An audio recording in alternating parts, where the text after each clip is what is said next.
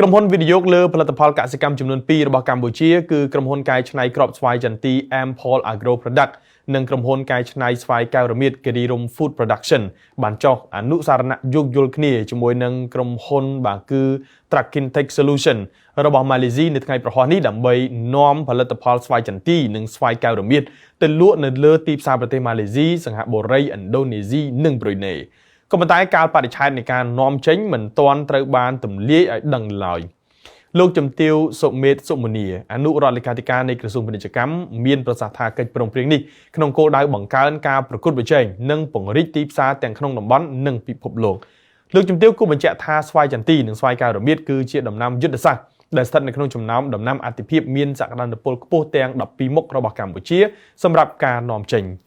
លោកអានតារាប្រធានក្រុមប្រឹក្សាពិបាលសហព័ន្ធចន្ទីកម្ពុជាបានចាត់ទុកថាកិច្ចសហប្រតិបត្តិការរបស់ក្រុមហ៊ុនខ្មែរទាំងពីរគឺជាជាមួយនឹងក្រុមហ៊ុនម៉ាឡេស៊ីនិងរួមចំណែកបង្កើននៅការកែច្នៃស្វាយចន្ទីនិងស្វាយកែវរមៀតរបស់កម្ពុជាឲ្យមានលក្ខណៈស្តង់ដារដើម្បីនាំចេញទៅទីផ្សារអាស៊ាន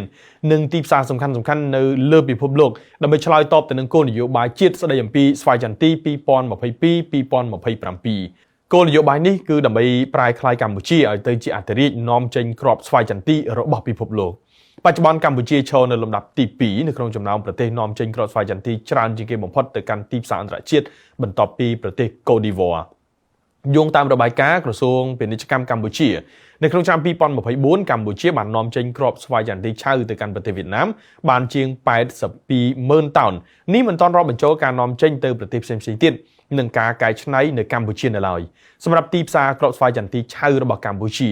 នាំចេញទៅកាន់ប្រទេសវៀតណាមថៃចិននិងឥណ្ឌាចំណែកគ្រាប់ស្វាយចន្ទីដែលកែច្នៃរួចវិញគឺទទួលបានការគាំទ្រពីទីផ្សារប្រទេសអាមេរិកសហគមន៍អឺរ៉ុបចិនមជ្ឈិមបូព៌ាអាស៊ានជប៉ុននិងអង់គ្លេស